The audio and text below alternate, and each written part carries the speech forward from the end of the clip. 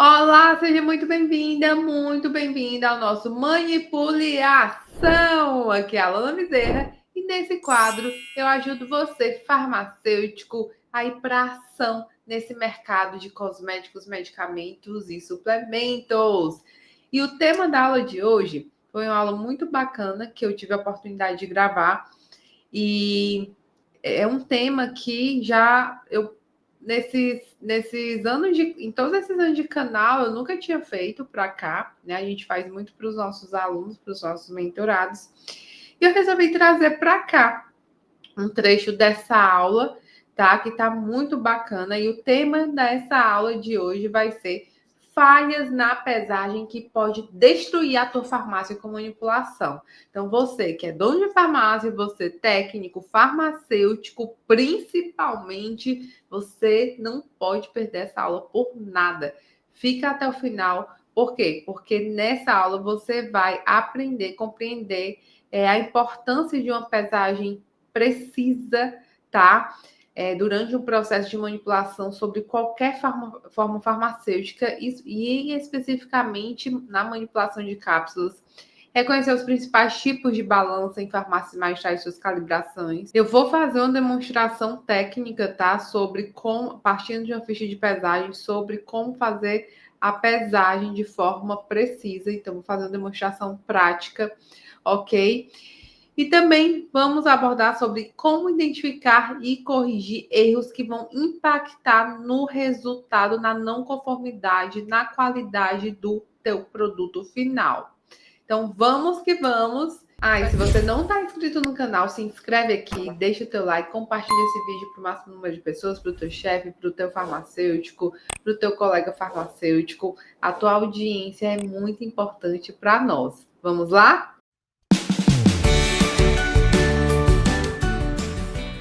Vamos começar pelos utensílios, o que você tem que usar durante a pesagem, o que é necessário para pesar os insumos, gente. O mais comum é usar papel manteiga, tá? É o mais prático e o mais comum. Existe um instrumentozinho, um utensíliozinho específico da Ideal Equipamentos, que é como se fosse um vidro de relógio, mas é em outro material, não é vidro, tá? A gente faz pesagem em vidro de relógio também, mas não é muito prático e suja. Então, o mais comum é o papel manteiga, tá? Agora, Alana, eu posso pesar diretamente no saquinho? Eu não recomendo. Por quê? Porque quando você pesa direto no saquinho, tem ar no saco. Se o saco ficar fora, mesmo que esteja no suporte, pode dar margem de erro, tá? Para a pesagem. Então, não recomendo que pese diretamente no saquinho. O ideal é pesar primeiramente no papel manteiga, tá? Para transferir para o saco, se for o seu instrumento para mistura. Alana, eu uso misturador e triturador. Posso pesar diretamente aqui? Pode, entretanto, se o teu pesador ele não for bem experiente, tá? Não é recomendável que você vá pesando tudo junto já aqui, certo? Por conta, se der uma diferença no peso, já não teria que retirar, porque se excedeu também não é recomendável, por conta da contaminação cruzada, tá? Então, muito cuidado com como pesar em termos de utensílios, certo? O ideal é realmente usar para cada insumo um papel manteiga para ir para a etapa de mistura. Meu pesador é muito experiente, muito preciso. Realmente, gente, tem pesador muito experiente e muito preciso. Aí você tem que validar, você tem que avaliar, certo? Aí pode pesar numa sequência em um mesmo utensílio. Entretanto, excedeu o pó de um dos ingredientes, de um dos componentes, não pode mais voltar para o frasco, tá? Ok? Aí perdeu, tá? Então é um ponto. Você deve assumir. Se você autorizar que essa etapa seja em um único recipiente, né, a etapa de pesagem, você tem que assumir também o risco de que qualquer erro, se porventura passar uma pequena quantidade de pó de um determinado componente, esse pó não deve ser colocado de volta no frasco original, tá, gente? Por conta da contaminação cruzada. Combinado? Ok? Você vai usar, pode usar também, trabalhar com colherzinha. O ideal não é colher transparente, porque é descartável. Ah, não posso reutilizar? Pode, com algumas ressalvas, né?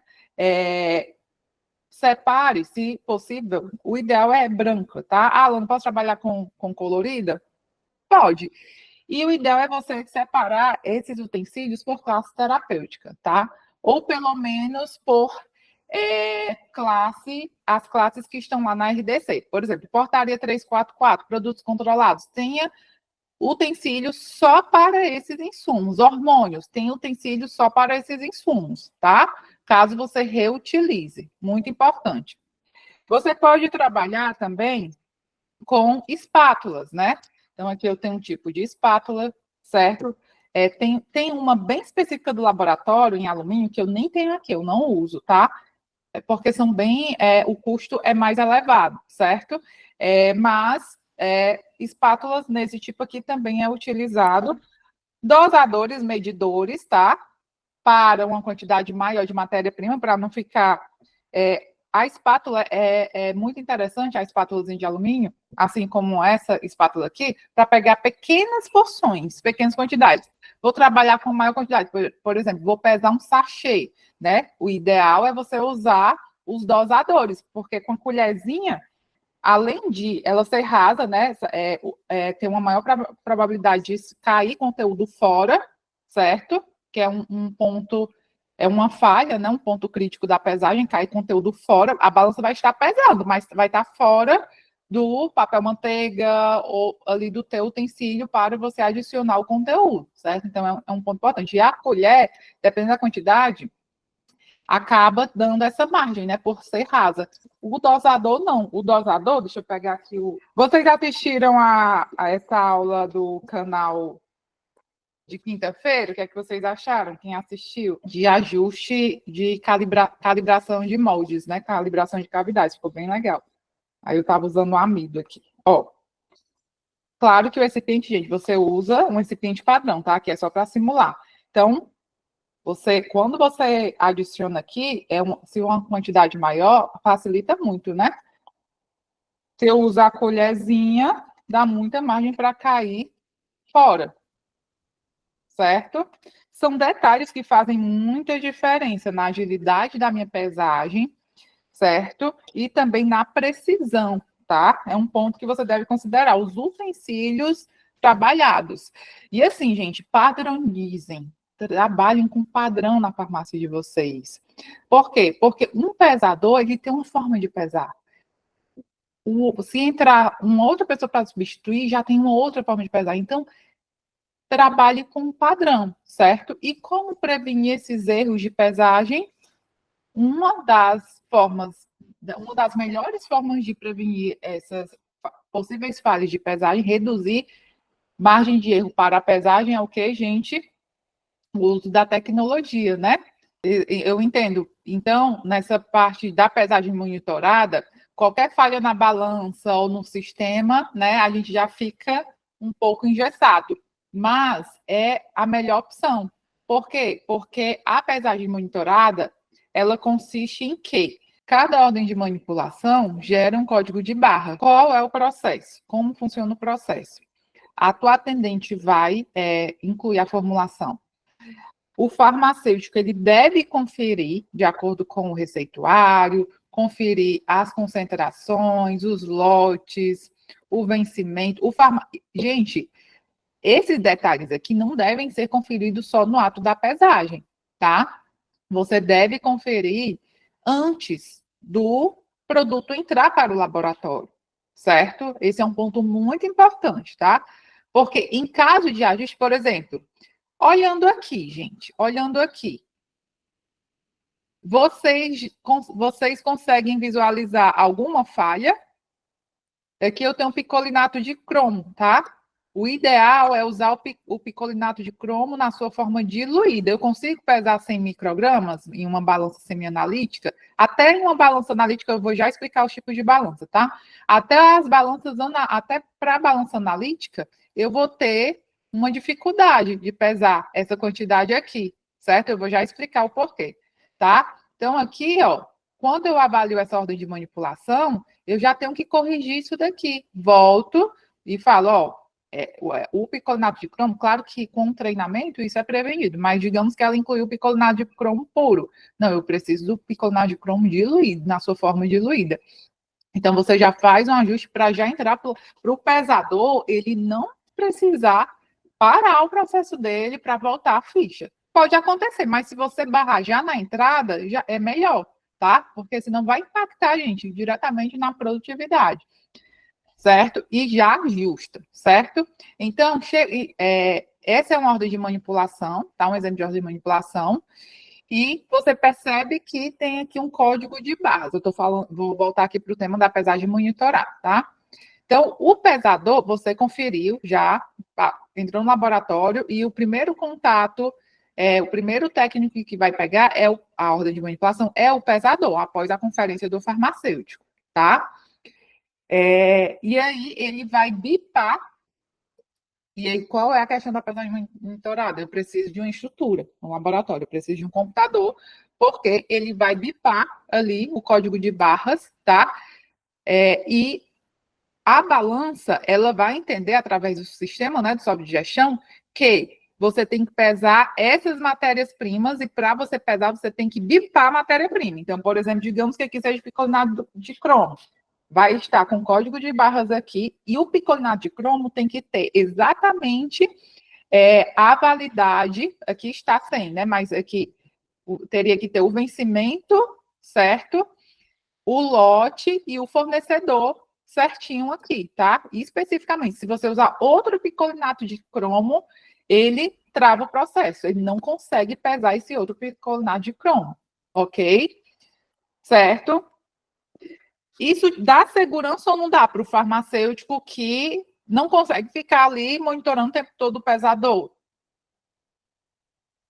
Não dá, gente. Pesagem monitorada é qualidade de vida, tá? Então, quem não trabalha com pesagem monitorada, faça uma força-tarefa, invista tempo e energia na pesagem monitorada, que vai te dar uma maior paz.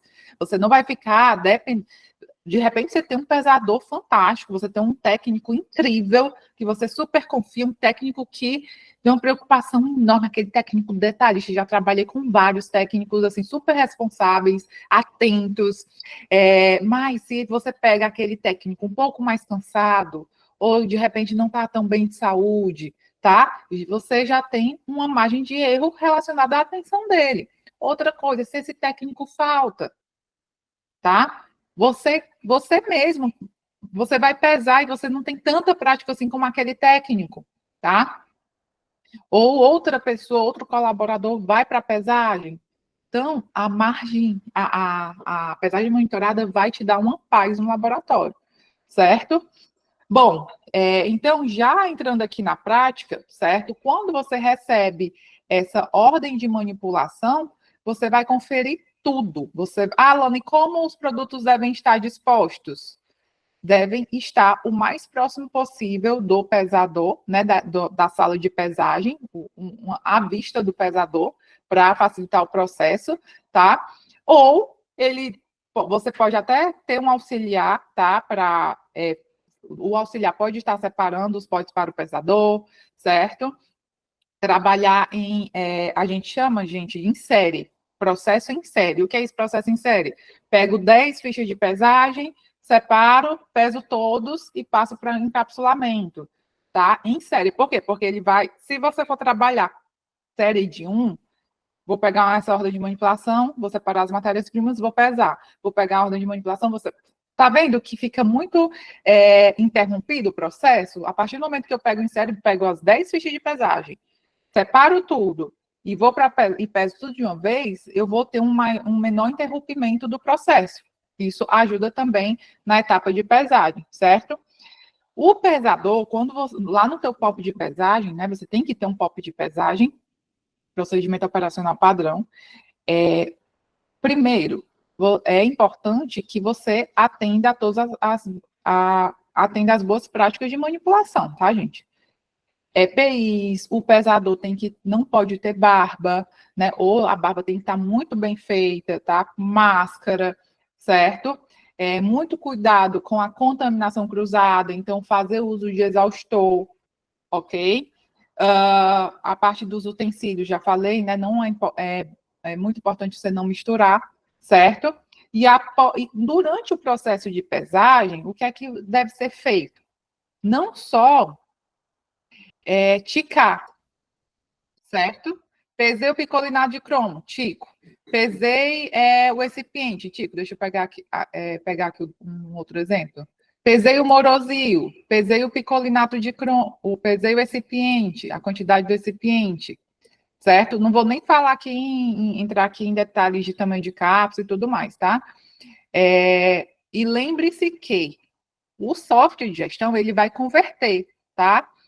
A unidade de medida. Ninguém pesa em miligrama. Então, ele vai sempre colocar a concentração e a quantidade calculada. Então, o pesador, ele tem que conferir, né? Também, se todos os insumos que estão na receita estão na ordem de manipulação, ele deve conferir conferir o lote, o vencimento, o nome do produto.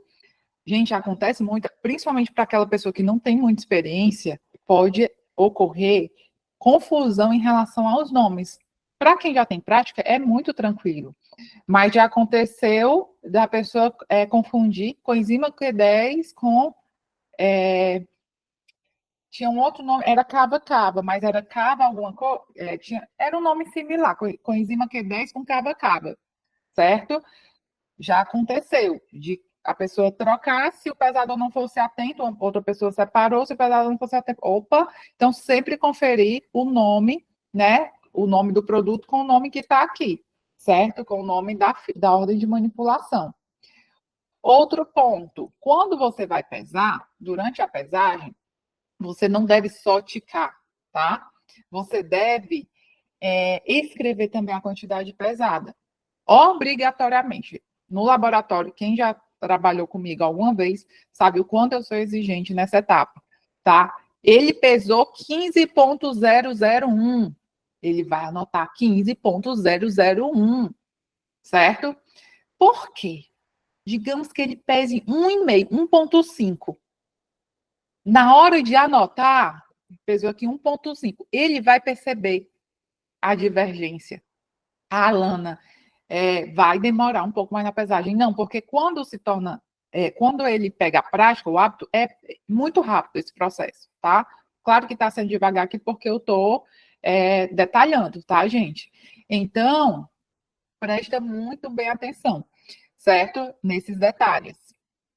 Vai ticando tudo, toda conferência tem que ticar. Ativo, tica, validade, tica, lote, tica. Peso, não só tica, mas também anota, tá? Ok? Fator de correção. No exemplo anterior, eu mostrei para vocês que o picolinato veio sem um fator de correção, mas também não foi incluído o picolinato diluído, né? Matéria-primas, quais são as matérias-primas que são usadas na forma diluída? Deve ter uma lista lá. Falando nisso, trabalhou com matéria-prima diluída,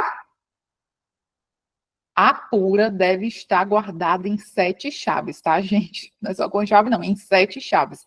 Não deixe matéria-prima pura próxima à matéria-prima diluída. Matéria-prima pura deve estar guardada dentro de um armário. E só abra com autorização do farmacêutico. Gente, já aconteceu, tá? Já aconteceu. Deixa eu contar aqui uma historinha para vocês. Um prescritor entrou em contato comigo. Vou até tirar aqui, é uma fofoca magistral, tá? Vou tirar aqui da tela. Um prescritor, já tem um tempo, tem uns 3 anos. Um prescritor entrou em contato comigo. Alana, eu tô com um problema. Um paciente meu teve, a vitamina dele foi dosada, deu muito alto. Eu não lembro o parâmetro, gente, mas assim, a vitamina D ali na faixa dos. Uma boa vitamina D é uma faixa ali dos 60, né? Por aí. 40, 60, 40 é o mínimo, se eu não estou enganada, né? O desse paciente do prescritor era um nutricionista. Deu mais de 300. E aí a uma médica que estava acompanhando, eu não lembro se era endócrino, era nutrólogo, entrou em contato com a nutricionista, porque quem tinha prescrito a vitamina D era a nutricionista. E aí ela prescreveu 10.000 I por dia, tá? E aí o médico passou até exames para avaliar os marcadores de câncer e tudo mais, deu tudo ok. Realmente era só a vitamina D do paciente que aumentou assim em 30 dias, menos de 30 dias, na verdade. Foi a sorte é que o paciente tomou, quando ele dosou, ele fez uso de 15, 20 dias, tinha feito uso de 15, 20 dias, né? Vitamina D diária. E aí ela falou, ele encomendou na farmácia tal e tudo mais, ela veio pedir orientação sobre o que pode ter acontecido. E, gente, eu tive que ser transparente, né? Olha, possivelmente, se está tudo bem com o paciente, possivelmente foi falha na pesagem. Usaram a vitamina D pura. E aí ela foi conversar, né, com a farmácia e tudo mais. E, gente, no final, ao invés de pesar a vitamina D pura... Agora imagina, vitamina D. Qual é normalmente o fator de diluição da vitamina D, gente? Normalmente é de 1 para 100, né? A gente trabalha com diluição de 1 para 100. Então, ao invés de pesar, por exemplo, 1 grama de vitamina D, você pesa 1 grama vezes 100. Você pesa 100 vezes. Vocês pararam para calcular aí quanto de vitamina D esse paciente estava tomando? E, gente, esse foi um caso, tá? Mas eu já escutei, inclusive do proprietário de farmácia, relatando uma troca que foi detectada, foi até com o filho de um prescritor, né? Um filho de prescritor, ele entrou em contato com a dona da farmácia, e a dona da farmácia assumiu a falha, realmente foi uma falha no processo. Pode deixar que eu vou suprir com todas as... Ela foi bater no hospital, né? Foi parar no hospital por conta de intoxicação. Já não lembro nem a substância, mas foi também a mesma questão de usar puro diluído, tá, gente? Então, assim, eu estou falando do processo magistral, porque é o nosso foco, né? Mas isso também, as indústrias são vulneráveis a isso, tá? Não pense que é só a manipulação, não.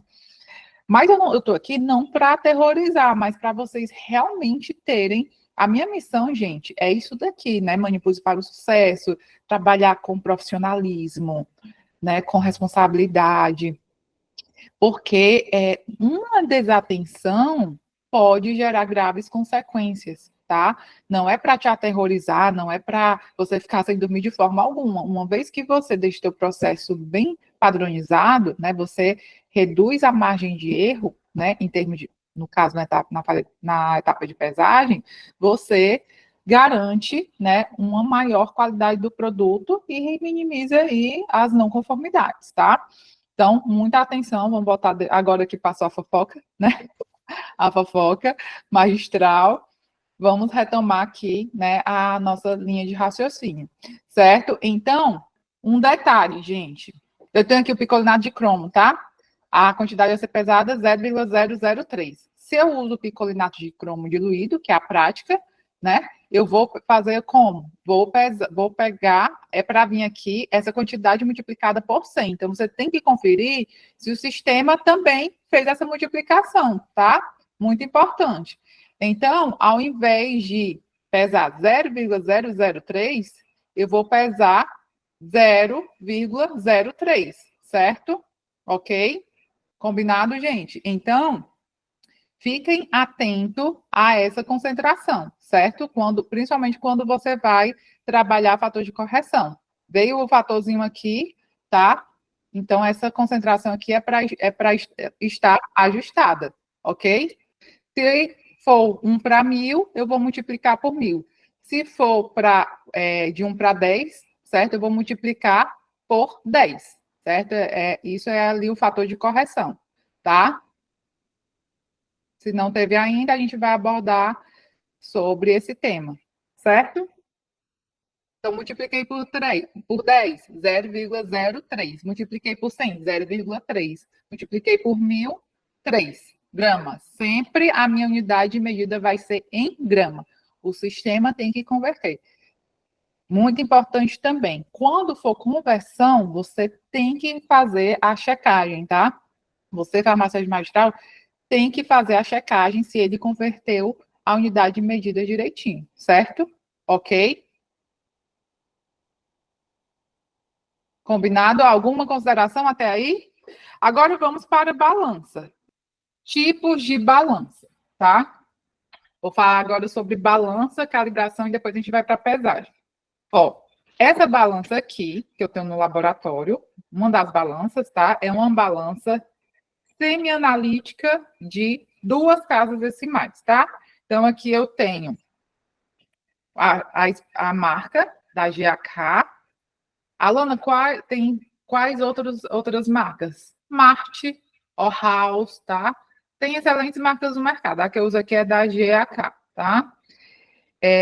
Aqui é a especificação BK 3000, certo?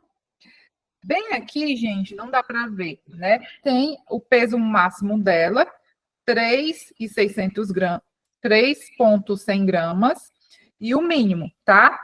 0,2 gramas, certo? Aqui também eu tenho a precisão, 0,01, ok? Certo? Então, o que é que acontece? Na prática, se eu precisar pesar 0,3 gramas, certo? 0,3 gramas, vou ter precisão nessa balança. Se eu quiser pesar 0,35 gramas, eu vou ter precisão na minha pesagem nessa balança? Essa balança vai me servir?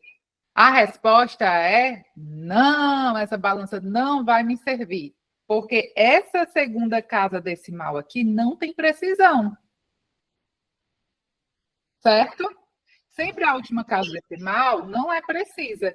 Então, quando você está abrindo informação com manipulação, eu recomendo que você tenha em cada laboratório, né, uma de 2 casas decimais e uma de 3 casas decimais. Porque essa. Ah, Lana, por que eu vou ter essa? Então é melhor comprar só a de 3 casas decimais, né? Só que a de 3 casas decimais, quanto mais precisa, maior vai ser a limitação de peso máximo. Por isso que essa daqui é uma balança de precisão semi-analítica com 2 casas decimais. Ela me permite pesar mais, ela aguenta até 1 grau, mas eu nem recomendo que você, no caso de sólidos, manipulação de matérias não sólidos, você pese direto no grau, tá? Certo? Deixa aqui. Nesse caso aqui, você vai para qual balança? Você vai para essa daqui, ó, gente. Não façam isso em casa, essa questão de mudar a balança, gente. Eu vou falar sobre limpeza, tá? Mudar a balança não é ideal, tá? Mudar a balança de local. Deixem a balança sempre em canto fixo. Raras as ocasiões que eu mudo, mas teve umas mudanças aqui no laboratório, que acabou mudando de local. Eu vou já para o processo de pesagem, tá, gente? Para esse exemplo que eu dei, sim. Se eu quiser pesar 0,35, essa é a balança ideal. Por quê? Eu tenho aqui a balança com a especificação BK300. O peso máximo dela é 310 gramas, ok? E o mínimo 0,02, certo? Se eu quiser pesar 0,025, ela vai ter precisão? 0,025? Não, por quê? Porque eu vou estar usando a terceira casa decimal. Ela tem precisão até a segunda casa decimal. 3 casas decimais, eu vou ter precisão apenas até a segunda. Aquele primeiro exemplo que eu dei, quero pesar 0,35. Para essa balança está ok. Agora eu quero pesar 0,351, já não tenho precisão na última casa decimal. Certo? Ok? Então, essa é a vantagem de você trabalhar com uma balança semi-analítica de 3 casas decimais. Alana, quero mais precisão. Qual balança eu uso?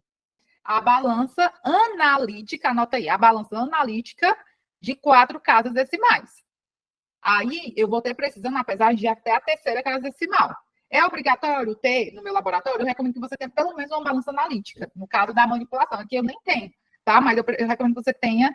Quer pesar um hormônio, quer pesar um ativo de baixíssima concentração, deve ser na balança analítica. Ativos muito sensíveis, né, ao doseamento, A própria vitamina D, por exemplo, mesmo que você vá trabalhar a diluição, os hormônios no geral, eu recomendo que você trabalhe com faça a pesagem na balança analítica. Por quê? Porque eu vou ter uma maior precisão, ok? Alana, como saber se minha balança está calibrada? Existem, gente, os pesos padrões, tá? O que é esse peso padrão? São pesos mesmo, uns metaizinhos, que você, ao colocar na balança, você avalia, por exemplo, tem um pezinho de 0,1, peso de 100 gramas, peso de 1 grama, certo? Você coloca na balança e verifica se ela está pesando de acordo. Eu tenho um peso de 1 grama e está dando 1,20, 1,30, 1,5 está tendo uma não conformidade. Aí você tem que fazer a calibração da balança. A balança está descalibrada. Alana, e quando é que eu preciso fazer essa verificação? Todos os dias. Anota aí. Todos os dias você precisa fazer essa verificação com peso padrão. Todos os dias, tá? Então, é rotina do técnico, do manipulador, entrar no laboratório, adiciona o peso padrão, após 30 minutos, tá? Após 30 minutos, certo? Liga a balança, passou 30 minutos, ele faz a verificação, certo? Fez a verificação, vai anotar no registro. Você precisa de um registro anexado ao POP. Existe um POP de verificação do peso da balança, descrevendo todo o passo a passo. Se não existe, deve existir, tá, gente? E aí, ele vai anexar a esse POP, vai ter esse registro que tem que ter. Na balança, eu preciso de um registro de limpeza da balança. O ideal também é o registro de uso da balança. Quem usou, coloca lá a data e o horário do uso. E o registro de verificação da balança. Alana, é muito registro. Gente. Rastreabilidade. Se você não tiver etapas registradas no teu laboratório, cada respirar deve ser registrado. Quanto mais registros eu tiver dentro dos meus processos, maior vai ser a minha rastreabilidade. Vocês concordam com isso? Ok? Então, a verificação, é importante frisar que a verificação não significa calibração, é só para verificar a sua balança calibrada. Quem vai calibrar a tua balança? Uma empresa certificada. Essa calibração deve estar no teu programa de manutenção preventiva de equipamentos, certo? E como deve ser feita essa manutenção preventiva de equipamentos? Que, inclusive, a balança vai ser um equipamento fundamental. Pelo menos a cada 3 meses, trimestral. Você faz um contrato com a empresa terceirizada, tá? E aí, a cada 3 meses, eles vão fazer a calibração. Em caso de a balança não estar... Normalmente, gente, com 3 meses já dá uma diferençazinha. Então, normalmente, eles tendem a calibrar. Às vezes, verificam, às vezes, alguma peça, qualquer coisa, tá? Lembrando que as balanças, gente, analíticas e semi-analíticas são muito sensíveis. Então, evitem de estar pesando abaixo do ar-condicionado. O local para pesagem deve estar segregado do local de encapsulamento, por exemplo, porque senão vai vibrar. Lá tem aqueles antivibradores, né? A tábua antivibratória, né? O suporte antivibratório. Ajuda, tá? Mas se você tiver ali na mesma bancada a balança e os tabuleiros, não é legal, tá? Ok?